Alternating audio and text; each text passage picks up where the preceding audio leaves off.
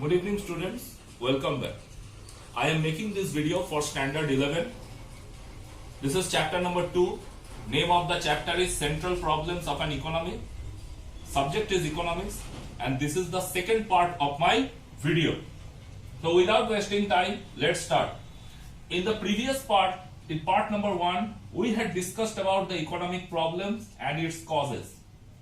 We have also discussed about the central problems that are faced by a producer. Okay. So in today's part, we will move in some broader version. That is the central problems of an economy. This was about a producer and this is about an economy. Now, economy is of three types. Economies are of three types. First is the free or an open market economy. First is a free economy, or you can say an open economy. So, number 1, free economy. Number 2, centrally planned economy.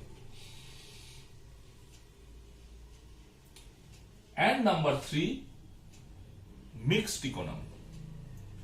I repeat, free economy or open economy, free economy or open market economy, number 1, number 2, centrally planned economy, and number 3, mixed economy. Now, let's discuss what is this. Free economy. Free economy, from the word itself you can understand where the economy is free. Economy is free means what? Goods are all available at free of cost. No, it is not like that. Free economy means in every country there are certain trade restrictions. Every country has some trade or trade restrictions or regulations and various other factors. Many factors are there that influence a global trade. The main thing is the geographical problems. Second, political problems. Now, in a free market economy, the political influence in a trade or in a business or in a company is very, very less and very, very limited. Okay, that means the government has very less control on that particular economy, on the particular companies, where the companies are the decision maker who increases or decreases the prices based on the demand on the market, based on the consumer's demand, where the government agencies or the regulators has very less or no role to play. Especially the country like US, United States of America, country like United Arab Emirates, whose capital is Dubai. These countries all are open economies. It has given the open free restriction to all the businesses, all the companies that do the trade as you like. That means a producer is free. A company is free to produce its own cost before the consumers. Now it's the matter of the consumer that they can purchase or they can not. That is not in all the commodities, but in the most of the commodities, these are open. So this is one of the economies. Generally, the rich countries, they keep generally the open economies like this, generally. Next comes to the centrally planned economy, that is the restricted economy. Countries like China, Russia, North Korea, these are certain countries which does not give any liberty or free the companies to carry on the trade on their will. For example, let's take the price of petroleum. Now, in petroleum products, in China, if a petroleum company is trying to raise the price of petrol or diesel, it has to face the problems from its government officials, from the political channels. If the company wants to, I want to raise the price, the government agent, no, you cannot raise the price. If you want to do the business in our country, you have to work according to our will, if then otherwise go away. Countries like China, countries like Russia, they keep very, very tight restrictions on the company. You are not free. You have to sell the products on the price that will be decided by us. And if you will not, your license will be cancelled and you cannot do any trade in our country. That is why in those countries, the major problems are faced by various companies because these are very, very restricted. Number 3 comes to the mixed economy. India is a very good example of mixed economy. Our country, India, very good example, mixed economy. There is free trade also, there is restricted trade also. You cannot say that the economy is free, neither you can say the economy is restricted. For example, let's take the price of the petrol. Previously it was decided by the government agencies, now it is decided by the oil companies. You see, in every week the price of the petrol or the diesel, either it rises or it falls. Because it is completely on the hands of the companies. The companies take the decision based on the demand in the market. If demand is high, price will rise. If demand is low, price will fall.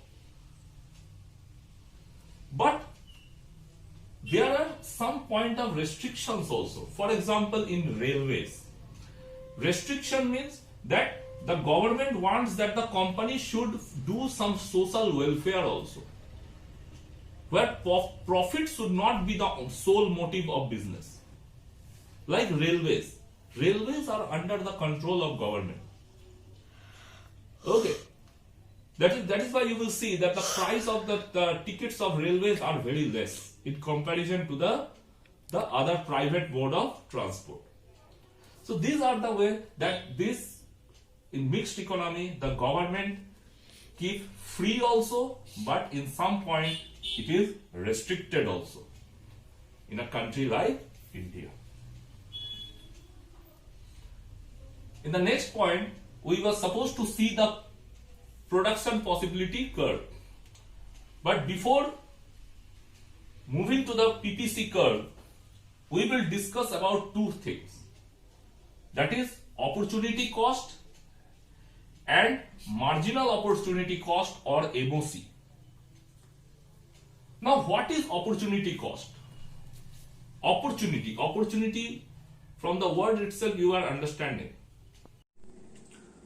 Now, opportunity cost refers to the value of factors according to its alternative factors.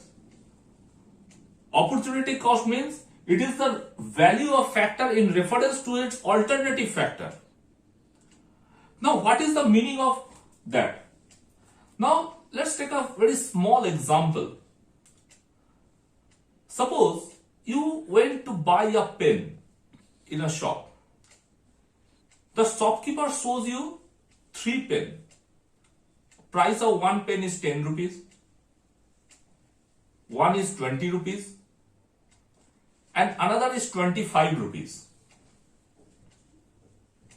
Now, you have to choose that which pen you will take. Now, the 3 pens are very good. Very nice design and all these are good according to the prices. Now, you have chosen Suppose a 25 rupees pen, because the pen was very attractive. Even the 20 rupees pen was also very attractive. But you have chosen the pen worth rupees 25. Now, if something would be wrong, suppose at the time of testing the pen, then let's see it is writing or not. You see there is some problem. If suppose the lead is broken or the needle is not, or spring is not working.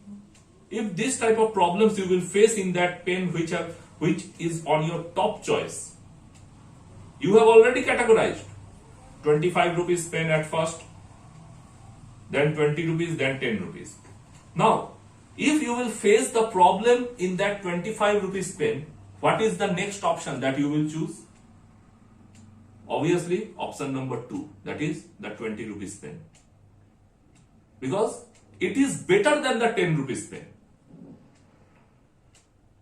25 rupees pen was best, but that was better. So that is why you will choose that 20 rupees pen. If you will not get, so that is the opportunity cost. That was your alternative. The 20 rupees pen was your alternative.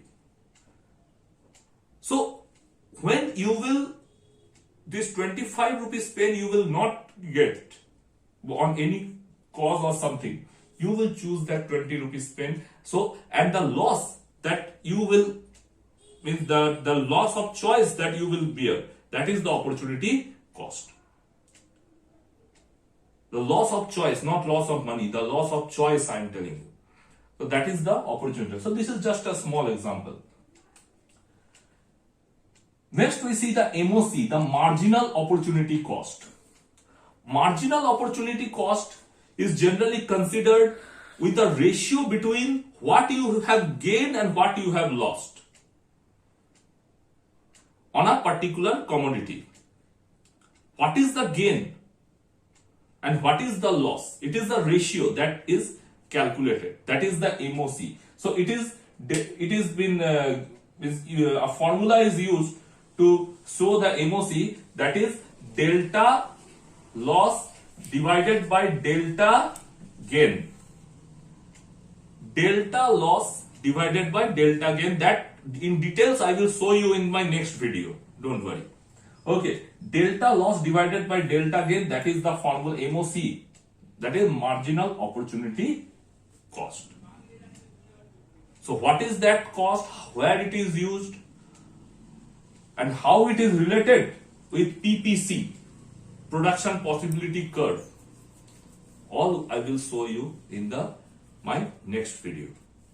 Till then, stay home, stay safe and be healthy.